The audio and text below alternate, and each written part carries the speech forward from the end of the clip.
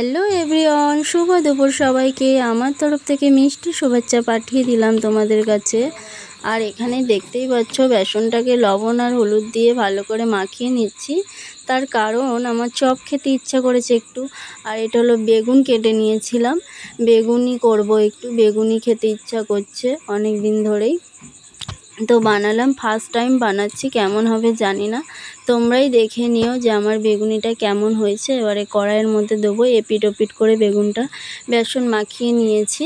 তো এক্ষুনি কড়াইয়ের মধ্যে ছাড়বো, এই যে দেখতেই পাচ্ছ ছেড়ে দিয়েছি আমি।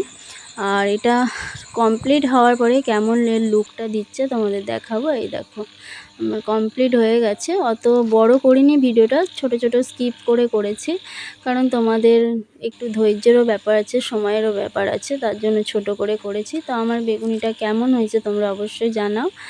আর বেগুনিটা খেতে অনেকটাই টেস্টি হয়েছে, তোমরাও চলে এসো। আর আমার ভিডিও তোমরা এতক্ষণ ধৈর্য সহকারে দেখেছো, তার জন্য অনেক অনেক ধন্যবাদ।